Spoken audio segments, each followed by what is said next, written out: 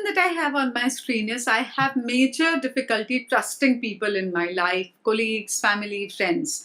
It prevents me from letting my guard down and build actual relationships. Is there a way out?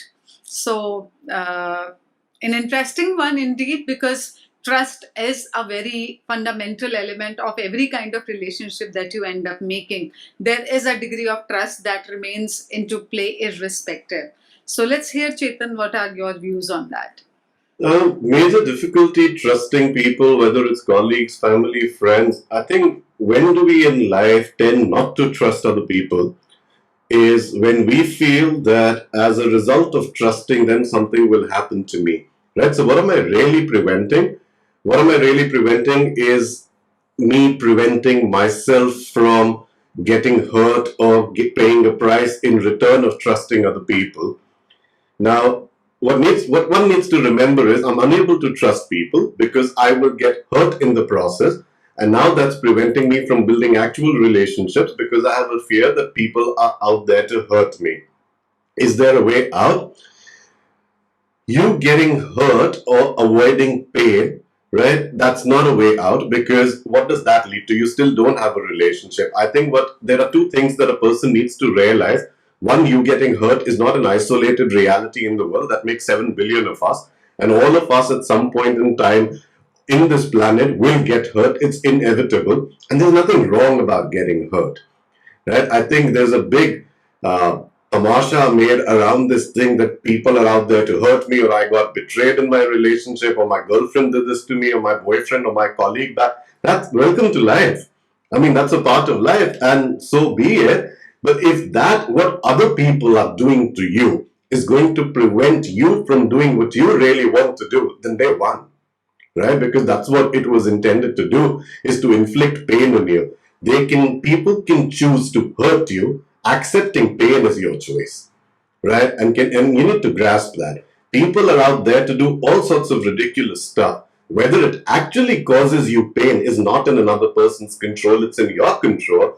And if you stop yourself from living your life because of an action of another person, that to me is a highly stupid thing to do on earth. Really ridiculous, because you got one life. Go live there, live your relationships, have your fun, go build your relationships, go live the life that you want. And in the process, you might get a few bruises because people hurt you. It'll still be worth it because you lived.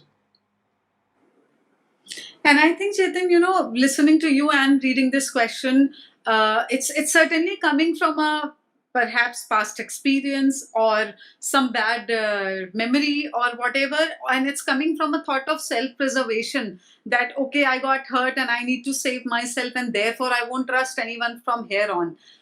Whatever it is in this process, what's fundamental is that if you are not trusting people, in turn you are also not allowing so much to your own self.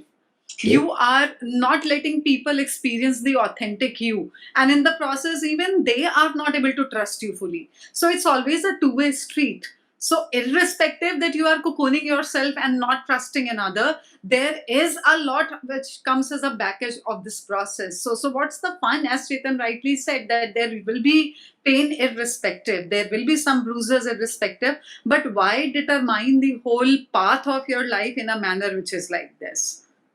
And what are you putting out there? I think really you made an important point.